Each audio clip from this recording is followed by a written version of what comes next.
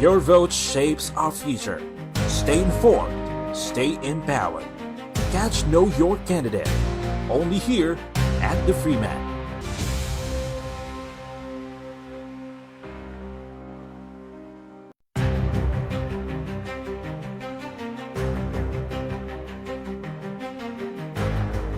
The May 2025 election is just around the corner. Do you really know the candidates who want to lead you? For years, the Freeman has brought you Know Your Candidate, your trusted platform to meet the candidates, hear their plans, and get the answers that matter.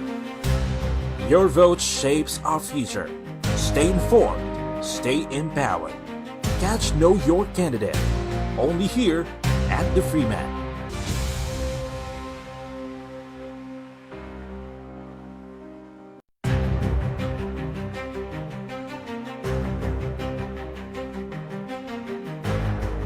The May 2025 election is just around the corner. Do you really know the candidates who want to lead you? For years, the Freeman has brought you Know Your Candidate, your trusted platform to meet the candidates, hear their plans, and get the answers that matter. Your vote shapes our future. Stay informed, stay empowered. Catch Know Your Candidate. Only here at the Freeman.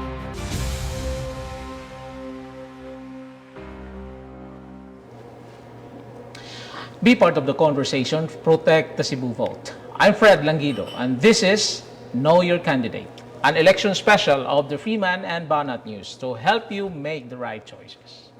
Who among the candidates deserve your sacred vote? Let's get to know them up close and personal. And joining us this afternoon is one of the candidates for mayor of Cebu City. I'm referring to Mayor Michael Rama. Mayor Mike, good afternoon. Welcome to the Freeman. As a delightful address, and that will always bring very good commencement of long overdue. And I thank the whole Gullias family, Belmonte, and all of you for bringing me the last. Fred, it's always been a pleasure. How are you, Mayor? Challenge, coping, and now still on the go. Wa man malilong ang mga nanghitabo sa dakbayan sa Sugbo and what you are going through right now. How is this affecting you, if at all nakaapekto nimo, Mayor? Looking forward, there might be more challenges.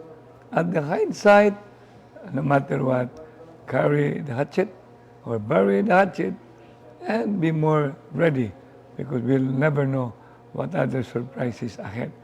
Because in a political spectrum, don't be an onion skin. Is it affecting? Kumusta ang pulso sa katauhan on the ground? When you go down to the katauhan, they will always have that concern, but I've always spent time with them. And that's precisely, I think the survey, they're winning. Our survey, we all are winning. All of us, North and South, are winning. So, but we do not have to take this matter with much kanaginganan of confidence. Allah, siging trabaho. Work hard, work hard. Technically, this is a re-election for you. And as per our observation, some of the barangay captains are, shifting alliances. How hard it is for you right now nga ingon ini ang sitwasyon? It's never been a thing that I should be surprised. Okay. Because politics is a tale of the unexpected.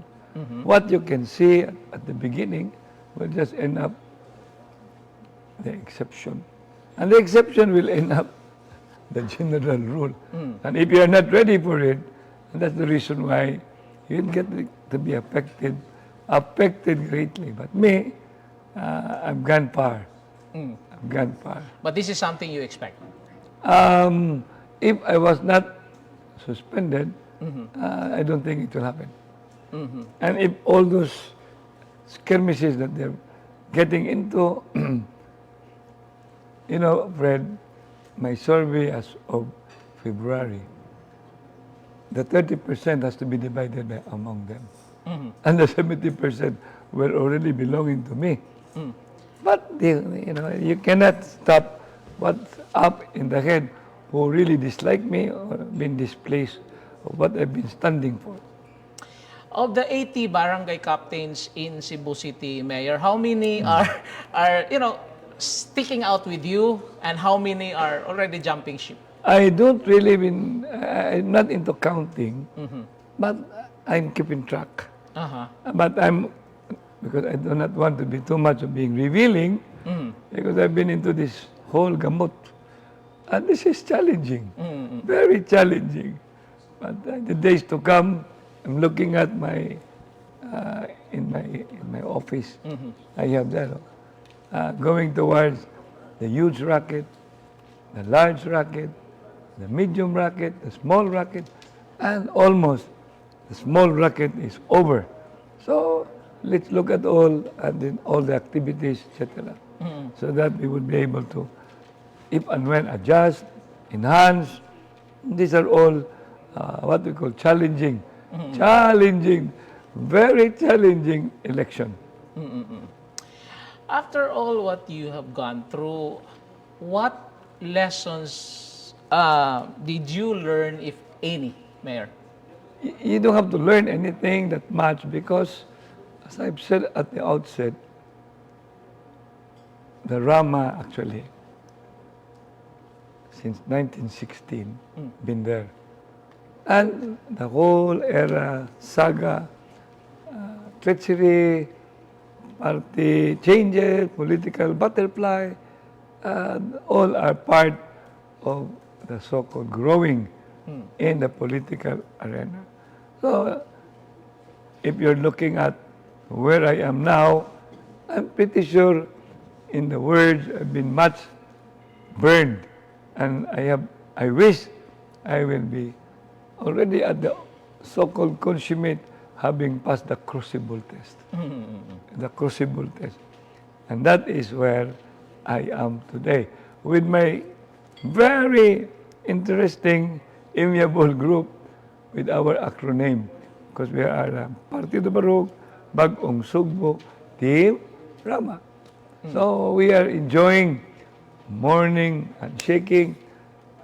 Wow, non-stop, even afternoon pulong-pulong, evening pulong-pulong, north and south, we call it many rallies.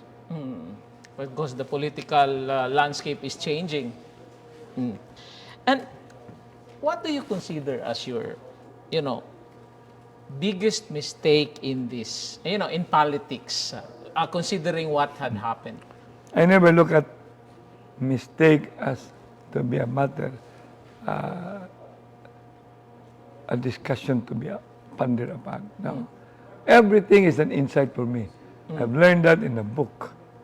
Anything, take constructive criticism, but try to be avoiding destructive criticism. Because insights will build you up. So, there is no mistake to talk about. I will rephrase the question. What could you have done differently nga mausab sitwasyon? I don't think you cannot change. What had happened had happened. I will always look with that philosophy. Yes, because I have philosophy. Work hard, hope for the best, expect the worst, let God take care of the rest. Now I have a PPPL. What's a EPPL? EPPL. Expect the best. Plan for the worst. Prepare for surprises. Let God and let go and let God. That's all that I always have to bring to my co-party mates, so that they will always continuously move forward, work hard. Do not dwell on chismes. Do not dwell on if and when you have some feelings, substitute it. Be positive. We must all work with positive energy. Now, you have been in the public service for quite a long time. You started out as counselor, no? Yes. Then you rose to being vice mayor and then mayor of Cebu City for several terms. What do you consider as your milestone as a public servant? I've always been asked that question, Fred. But because I've always been, as I said earlier, and I'm being guided by, and I have reiterated all the time, making the lives of the poor better, the middle class comfortable, and the rich to share. And I'm looking at the word human dignity. That human dignity cannot be just taken away. And that is when, looking back, I worked hard to bring the transfer of the inmates from BBRC to the new site. The old site, which I even had it when I became mayor, to change it from BBRC to Cebu City Jail. Because bagong buhay, rehabilitation.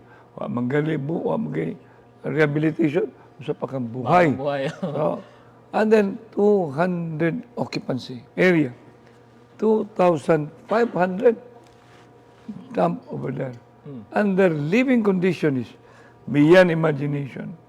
Now I first shift, second shift, third shift. And I went through. That's very, not only touching, really an ordeal and much tedious. I did an investigation on a month of November, then December. Then I did a raid, the Greenhound, on December. Because just to finally set the tone, there really was an accusation, there really was an allegation that drugs was proliferating there. Thus, I was able to have it really uncovered. And the need, Asian Summit was in the offing, Gloria Macapagal-Arroyo was the president. So, fast forward. Money was given, so the jail was transferred. Now at the current site. But still the current site is suffering because from 2,500, I think it had reached 7,000 to 8,000. Wow. So I, as a local chief executive, I've always looked at it as really fulfilling. Fulfilling. But this time I cannot guarantee anymore. I want to visit how the looks. The city jail. But if given another chance, Mayor, is it part of your plan to build a bigger facility for Cebu City inmates? Very good question. But the problem is, I think you probably have heard, the governor is into some concern now. We had a discussion actually. And I really would wish, because one Cebu Island is one Cebu Island. And that includes the whole 50 and including probably 53. And we are just traversing vice versa. We should be acting as one Cebu Island. So they have the property and we should have that orientation of building, the province helping, the municipality helping, the Tri-City helping, and bring a sophisticated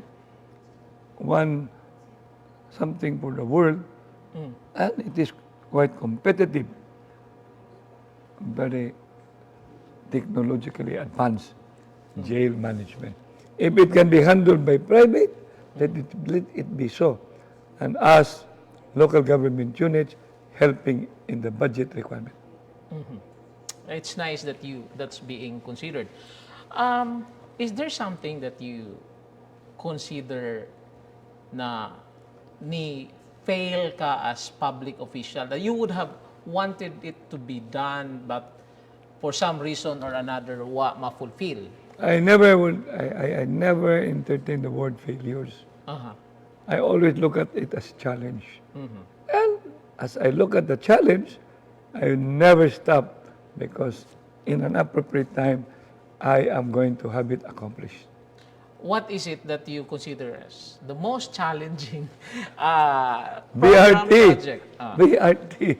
Look at that BRT. You know, we all been together with, but my predecessor is an opponent of my vice mayor. But, you know, CCMC, it's something that I do not want also to be pinpointing who's to be blamed. And these are all matters that I am too eager to be back. Then what's happening in the carbon corridor, I really would wish and past tracking all things that are needed so that the so-called framework that I have been putting up front, which SRP to be amazing, coastal, and I call it coastal, talking about the coastal, very much enhanced, then downtown to be colorful, then midtown to be massively active, then uptown, where we are, to be progressive, and then upland, balance between environment and development. These are all matters that I'm too eager, Fred, because, you know, I do not want to start because I might end up crying over spilled milk. Gamay na lang kayo. Ilang araw na lang. Utong na lang. Ay lang kalagom. Pero di malubong. But do you feel frustrated, Mayor? No, the word frustration has never occupied my mind. No. It's not in your vocabulary. Not in my vocabulary. Never. Because I'm a very, very positive person. I like challenge. I like challenge. And I'm a crisis manager as well. So, for me, learning will be continuing. And reading is a must. What legacy do you want to leave the city when you retire from public service? I don't even have to think about retiring, Fred. I would like to see myself even in the chapel. With my 5-year-old son, MJ, doing a catechism. Because at the beginning, I really wanted to become a priest. Some of you will be surprised. Really. And then I would have joined the Busconian after I had my graduation in elementary as a valedictorian. I will repeat, valedictorian. And then a woman passed my side. In the interim, and then the father, Bush, the one who built Punta Princesa, came to the house, already looking for me. And then because a woman passed my side, I committed lack of foresight and ended up, I'm telling you, out of sight of the word priesthood. But the vocation still subsists. Frailty of a man. You're not, are you a seminarian? No. I passed by seminary. Pero wag ko kasunod. My friends many of my friends are actually priests, cardinals, bishops. I'm very close to the archdiocese. Mayor, moving forward, what are your plans for the city of Cebu if ever hatagan kag bag-ong mandato sa katawan? I love that thing, if given a new mandate. Because that emphasizes that my term will still end on June 30.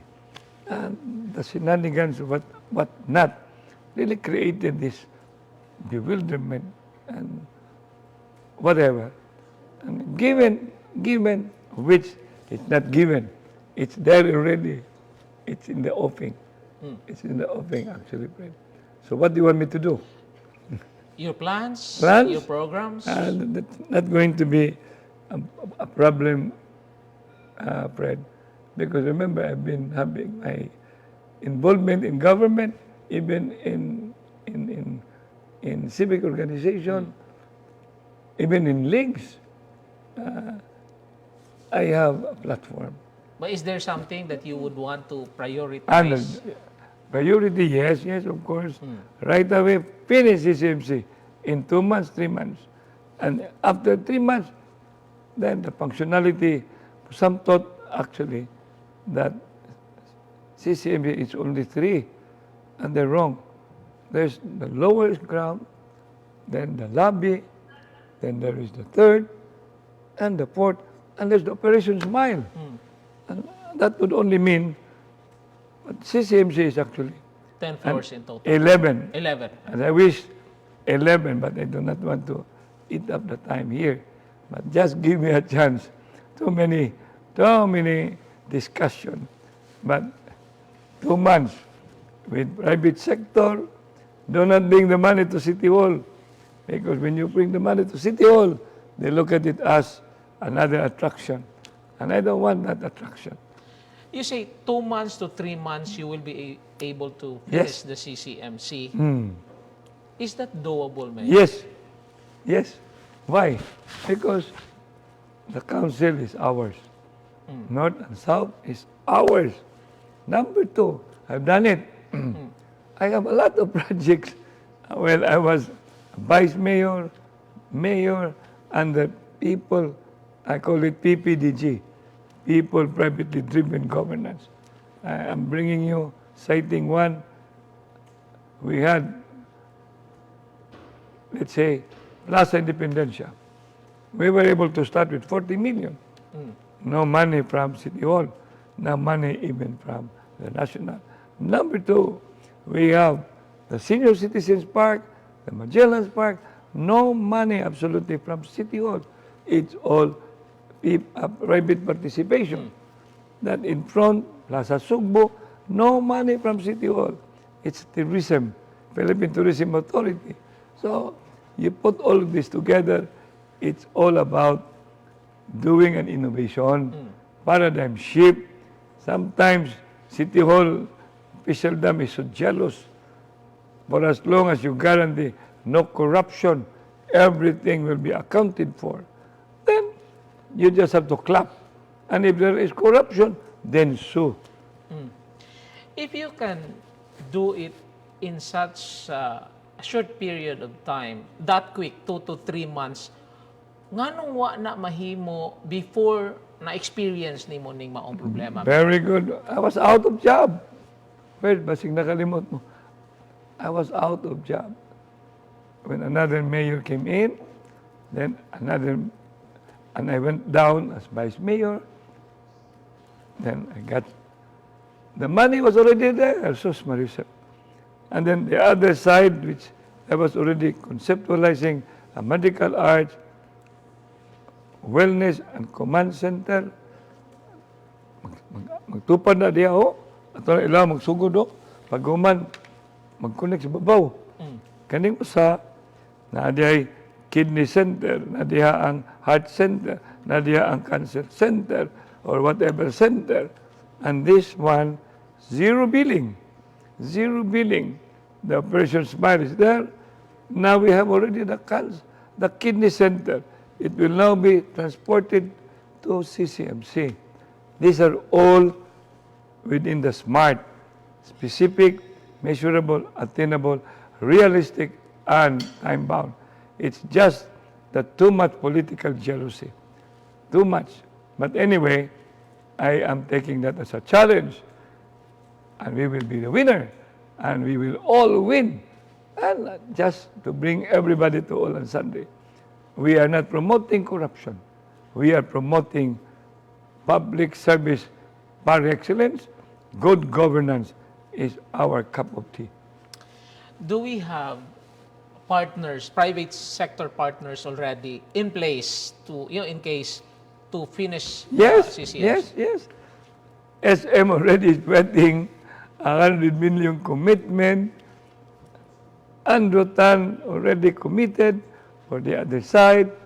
Money balance already for the other side.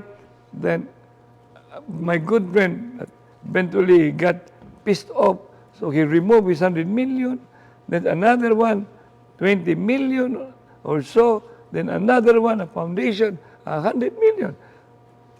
Kept not inside my pocket. That's the problem with politics. Politics is so, I call it toxic. So But service is what I wish. And it should be public service above self. So you're saying, Mayor, some of the private partners who pledged donation for the CCMC have withdrawn?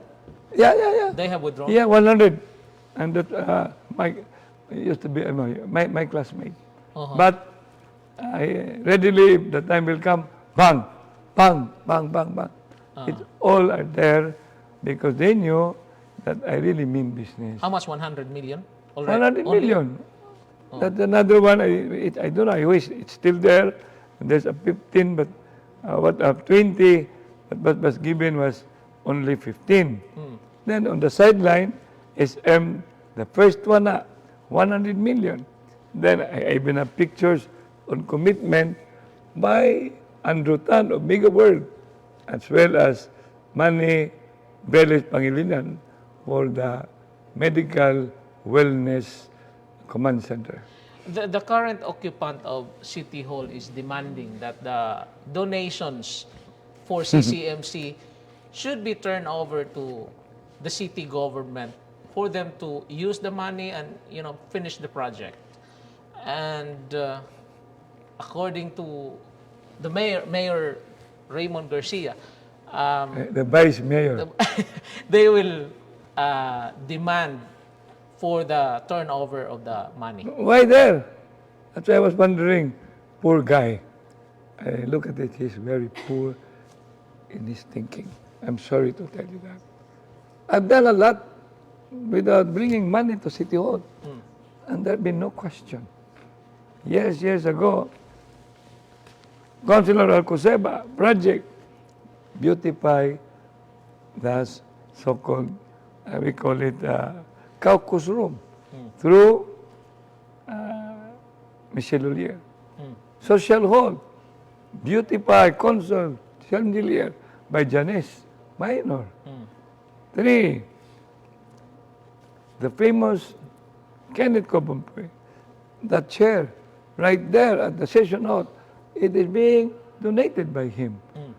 The table, is it being donated by Joseph Gaisano, used to be the vice mayor, and even the so-called kanang sila ani Osmeña Abuitis, and the clock, Councilor Christopher Alex, the mace, ni John Davide, we put money for the mace, kanang mace na.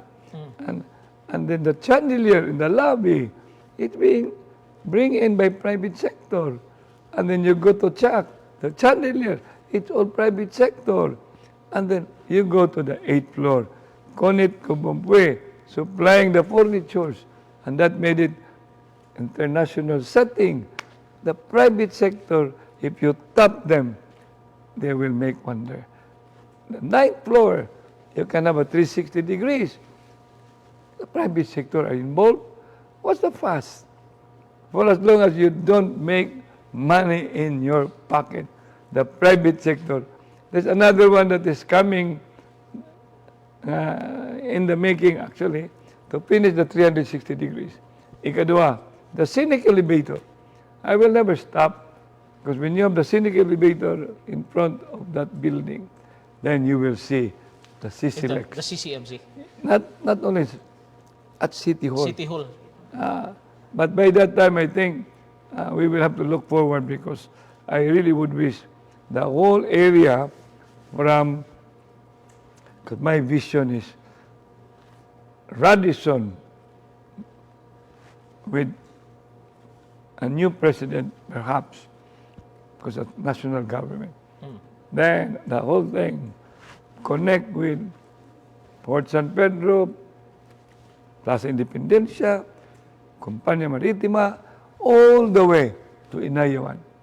Then it will become a boardwalk. That's why when I say Singapore-like with Melbourne feature, it's not a myth. It's what I call, as you've said, can it be doable? Yes, it can. Let's put all our acts together. So if it's going to be a boardwalk from Radisson going to Inaya 1, the City Hall area will be affected. So it No, will, City Hall will become a museum. Like in America, okay. it becomes a Smithsonian. So, So where, it becomes, where will be the seat of power now? will be at South Road property. That's already been a part. Okay. Even during the time of my predecessor, we discussed that all together. We've got to dream. We have to dream. And all has to be at SRP. With 8 bridges available, no matter what, you will be dispersing, and then tourists, and then there will be such a thing as cruise ships, and then the pedestrianization from Plaza Independencia to Magellan's Cross to be put in place. Then from Colon, then from Bonifacio, bring everything to be walkable. Then we will have a beautiful city because we are a heritage city.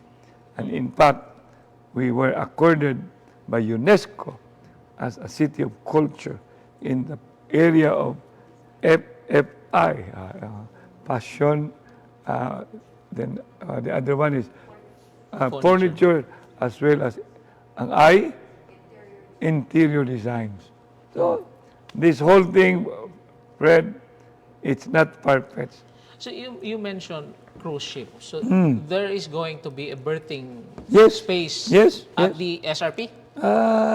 Because SRP can be, nearby Compania Martima can be, Lodo can be, and I'm picturing the Barcelona.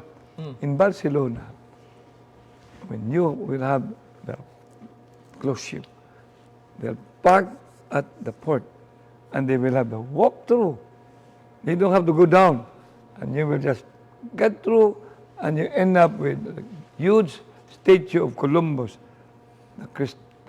the discoverer of the United States, Christopher Columbus. In short, Colon. Yeah, that's Colon. Don't stop dreaming. Dream. DDI, decide and implement.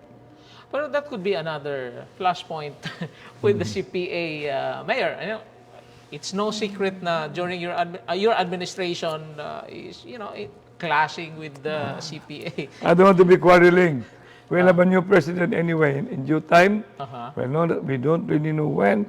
2028, we'll never know.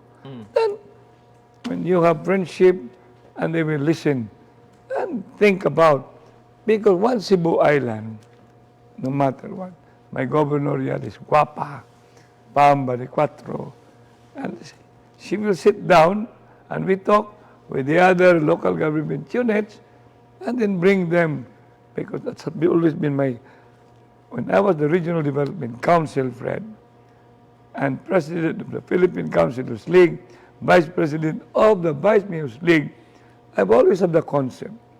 It's not on where we are. It's synergize. That's why that time about Metro Authority. Metro Cebu Development Authority. Yeah, during the time of the lifetime of Babia British, and I was the RDC, Gwen the governor, she was the governor at that time. We had a very good synergistic relationship. And I'm looking at, that's why I'm looking at, because, I look at, and I am going to have 6 congressmen, 1 party list. The rest is additional. So, Then trying to figure it out. I don't know how possible, but it's possible. We would like to have a legislation making one Cebu Island a special island. What do you think is the biggest problem the city government and the city of Cebu is facing right now? It's still the perennial flooding, traffic, call it peace and order, housing, but it's not going to be a real, it's just a challenge for me because that is part of where is my, naman ako adering pay. That's part of the platform that my staff memorize Barug, Cebu City. And that area includes, if we can bring business in ease, then we can bring them also to be helping with us. Barug, water. If we can have availability of water, whatever, through dam, Gabion Dam, catchment, or water, what we call receiving it, and then keeping it, and we call it retarding the water. Then we talk about Barug, universal Barug. Then resettlement. Resettlement, the urban and the rural and the urban. Then universal health care. If you have the universal health care, which will bring everyone to be, because I envision that every barangay health care will become a satellite hospital. Every barangay will become a youth center, and there'll be more new barangays. And there are a lot. It's all here. Ground, and in good governance, peace and order, public safety, disaster resiliency, comprehensive educational support, bring education for all, barangay welfare, community development, universal health care, and program for elderly, culture, historical arts, tourism, international relation, and spiritual upliftment, infrastructure, technological advancement, traffic management, mass transport system, then letter Y, youth, children, and sports development. We will always be guided by this platform. Let's go back to the problem, which you... Concern. Let's put it that way. Concern. Yes. Challenge. What do you think is the long-term solution to flooding in Cebu City? Actually, when I came in already, we already have the so-called, even an ordinance, more of, and at the same time, the task force gubat sa baha. We also have a task force gubat sa kanang na ito, garbage, basura. Napagali ko'y gubat against traffic. Ang namangitay gubat against scarcity of water. These are all not what we call a difficult thing because I'm a human resource practitioner. And the private sector should be involved. Private sector involvement. Give them the best public service, no nonsense delivery, no corruption if possible. Then tie up with, as you've said it earlier, private partnership. All of this, it's not going to be far-fetched. They will always offer. And many. I was just visited by the Lady Council of the People's Mainland China. I was telling her, as soon as I come back, let's sit down, and let's talk about where can you come in to help, so that committee, friendship, and better relationship between one China policy, so that we can bring all of you be involved, and then bring Taipans, bring all those, especially who have been investing, and it's not going to be a problem. All of this can be addressed. So what infrastructure do we need to solve flooding, Mayor? Infrastructure, that's why I was there in Singapore, because in Singapore, sluice gate is needed. Because Cebu City, especially coastal, high tide, low tide, close. the so-called, nagingala na ito, inlet niya, sana ka ng egress or whatever. Then, that's one. Number two, capture all this water and possibly doable because it's doable in Korea, it's doable in Singapore. Converted, bring it into huge underwater. Converts it, first it was being converted into something, another country, but in Singapore it becomes drinkable, so we can have a Cebu City water. Number three, retired, water up, that's why the need for a dam. What is that for? It can even also for the water and retired, the so-called dam, Cabion dams. Then down here, we have an ordinance, no nonsense implementation. It's an ordinance that will catch water, then encourage more green space where water can be received and received and received. And definitely, if you're talking about flooding, expand the culverts, because the culvert is not as big as the push of the water. There are a lot of, then desert. When you desert and desert and desert, what happened? You lower and then the flow, then flooding can be addressed.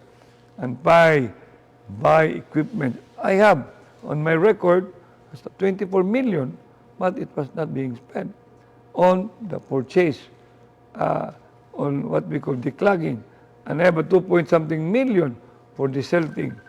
It was not being, I do not know what happened because I was out. And I'm out almost already. By May 8 or thereabouts, sa katuig na ko, I missed my office. Really. 33 years of my memorabilias are all there. And I do not want you to laugh. It's a private room there. Private room. Every sinulog, I take a bath over there. But of course, all those that I can, I go home bringing it. So na ako yung mga file dito. Handkerchief, including brief. So I'm just letting you know, bring me back to City Hall, put the right people, and we will do it in partnership with private sector, and we do not have to quarrel national government. On the traffic problem, Mayor, how do you think can we be able to solve the problem? You know, Fred and whoever are listening, if a city is without traffic, it's a ghost city. But it doesn't mean you don't confront that traffic. As I said, with Melbourne features, I was in Melbourne. Wow, the systems of traffic, I can see beautiful and much to be appreciated. Why? Australia, dili kayo lapad, mapas, may kayo pagkapurma. Number two, they have that so-called integrated traffic system. Integrated traffic system. Kanang ingon, na. Number three, na sila'y areas where dili kay grabe ang kanang ang pagdagan. You know what happened? They have bicycle lane. Number four, in areas where kuyaw kayo nga labay ang bicycle lane, they have a very big, wide sidewalk. So that's one. And then there's so many runabouts. I don't know if you know what's runabout, Irish, like Quintius Minya. Huge runabout, at the side. There's a runabout. Another one is, they have a very effective tram. Very effective tram. Kanabang electric gali. You know, siya, no? Very effective. And then, of course, enforcement of the law, widening of the roads, opening of the roads, and all of this, and the last, discipline. Discipline. I can assure you, that's why Coco Olganza, I have to bring him back to Sitom and give him more autonomy so that he will hire the best of the best. competent with proper educational requirements. There are some observations, Mayor, that the BRT will not be able to solve the traffic problem that we have.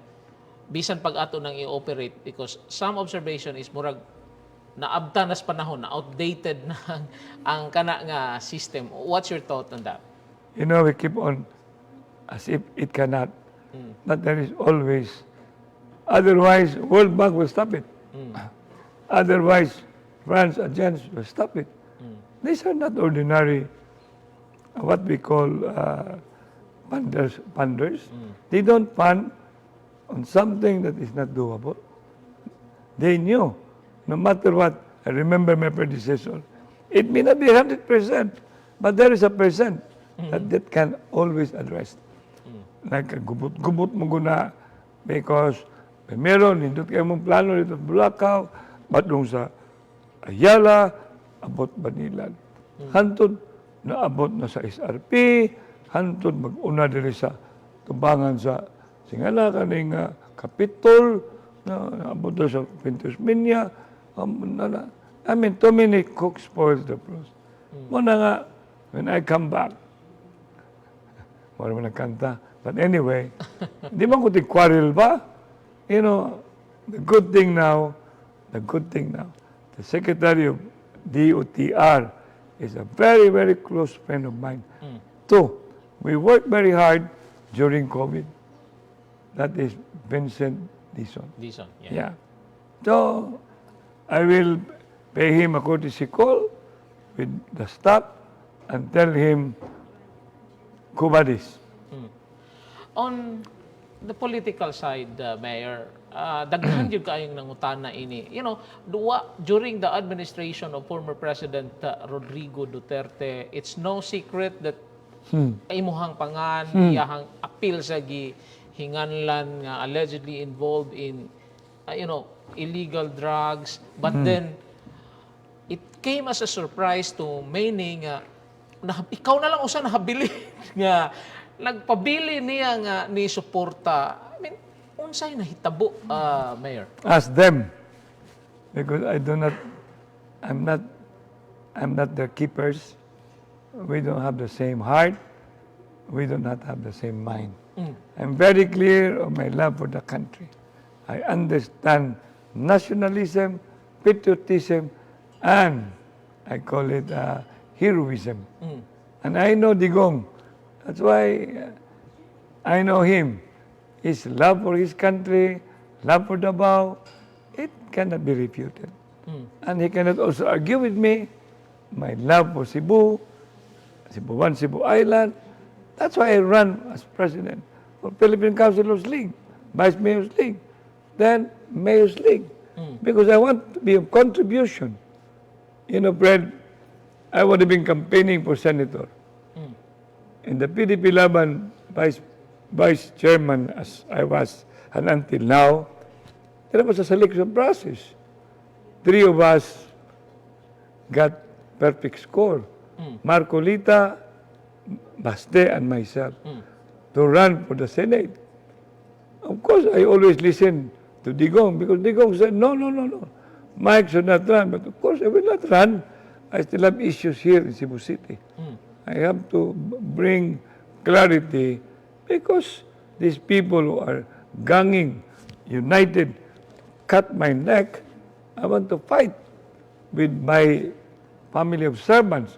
And in due time, we will all have, I do not wish to say last laugh, but we will give them what I call the run for their money. Wa ka masakiti o ang imong pamilya sa nahitabo, nalimtan na lang nimo after that? No. As I told you, everything I grew up always being challenged. I grew up not to be afraid. I grew up and my fulfillment is when I get over any challenge. So learning process. Di mo na makalimtan ba na? Kuan lang, forgive and not forget. ang inyong grupo sa pagkakaroon ninyo ang partido medyo unique kay although dili tanan no na ay party list nga inyong gisuportahan but ang pikas imuhang pag-umangkon murag tuas pikas kiunsa na ninyo pag naistoryahan ba na ninyo sa partido, Mayor? First, our group is Saksak Sinagol. And Davao, I'm referring to our chairman, fortunately, but it's a good respite for a while. He's going to come back. I am very optimistic. He will come back. He will come back. Saksak Sinagol na. Binakbit. Napala sa Bicol Express. Unya, apay chapsoy, minudo. Muna among grupo. No, because I cannot be owning heads. Like, Franklin Ong is LDP. Edo is Lakas. And many of the councilors are Lakas. I think 4 of us for our local party called Barog. And then Ernest Herrera is Partido Federal ng Pilipinas. And I am the Vice President of PDP Laban. So looking at it, wala pa tong issue sa People's Initiative. Naabot mo tong People's Initiative good. So it started the whole thing. QT Dilmar was supposed to be with Edo agreeing as the picture. Ikadua, wala pa maabot ang issue sa impeachment. We have Tingog as our party list. But when, in fact, because of that picture, the Davao people, the PDP Laban, were wondering, what is this, as you're telling now? So, I thank God na it created simplicity. Now, Edo signed for impeachment without asking permission from me. So, what is there to keep that particular party list? So, he has to answer for that. But kamo sa PDP Laban gyud wa mo'y party list nga gida. Dili yun siya advisable. Aha. Dagan lang party list nga ni support ni Digong. Ang supportahan sa ni Digong. So, it's not advisable getting one among them. But it will never stop us. But for the senatorial slate, Saksak Sinagol in a Saksak way Sinagol po. because of the Partido Barog. Okay. But when you talk about PDP Laban, yeah, with the recent pronouncement ni Inday, he encourages black voting, then perhaps we might go into black voting as PDP Laban. Lahi mo na, Oh, yeah. Partido Barog are registered, accredited with COMELEC. PDP Laban, and I am the Vice President, is a national recognized party. So, abangan ang susunod. But you cannot be imposing to your members. I never. I never. Nga kinigyod atong suportahan sa senatorial slate. No, we already have. Aha. We already have. Under Partido Barog. Okay, so The other day, they already agreed. But not now at Liberty. okay, but is that all the senatorial candidates of PDP? No, being not. Ah, okay. So It- naanay it- tapon from other Yes, parties. because remember, Edo is with Lakas. Remember, Franklin Ong is with LDP. And then even what we call Ernest Herrera is with Partido Federal ng Pilipinas. And some of these councilors, especially like Philip, have always been helped by a senator. I cannot just tell Philip, don't include.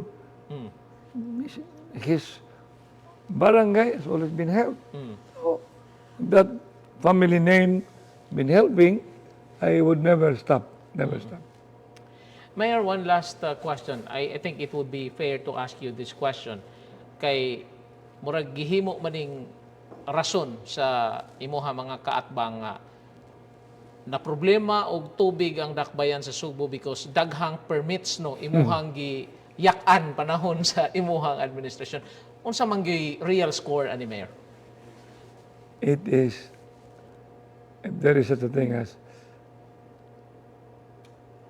bakak na dakong bakak. Muna ka problema ng politika. There was already, and I was there in the session hall. I presented, I don't know, it was Irish. Because the problem, bring all the documents. I cannot remember who is holding it. I will sign it. Did you remember it, Irish? Yes. But no document reached my office. So kinsa mega sina. So na ating ali gusto yung ipasangin ako. Wala and nothing. Why naabot nga papilis right there in that council meeting. I was ready to sign. Okay. Your message to the residents of Cebu City, Mayor Mike. You tried before. I'm so moved, inspired, and steered. Thank you, Freeman. Thank you. Fred, kami na. Ay na sila. Kami na. Partido Barog, Bagong Sugbo, Team Rama, vote straight. Thank you very much. God bless. Thank you very much, Mayor Michael Rama, for joining us in our last episode of the Freeman Know Your Candidate. On behalf of the Freeman management and staff, our General Manager, Boy Mendoza, our EIC, Lucky Malikay, our online team headed by our online editor, AJ De La Torre Orong, and the staff from the Heritage Productions, we would like to thank you for joining us. And to all those candidates who did not respond to the invitation, good riddance. I mean, it is not the Freeman that you turn down. It is your constituents. It is the people in your local government unit that you denied of their rights to know your platform. Thank you very much for joining. I'm Fred Langido. Stay informed, protect the Cebu vote, know your candidate. Good afternoon. Well said. Yun na nga, it's not Thank you, Mayor. anymore.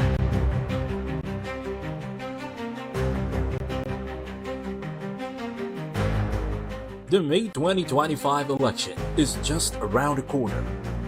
Do you really know the candidates who want to lead you? For years, the Freeman has brought you Know Your Candidate, your trusted platform to meet the candidates, hear their plans, and get the answers that matter. Your vote shapes our future. Stay informed, stay empowered. Catch Know Your Candidate, only here at the Freeman.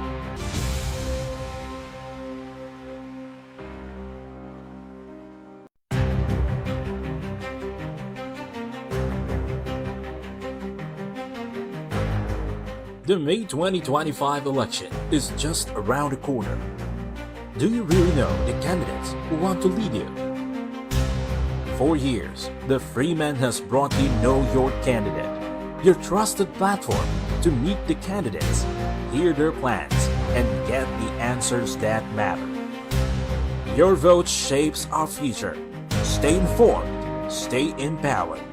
Catch Know Your Candidate, only here at the Freeman.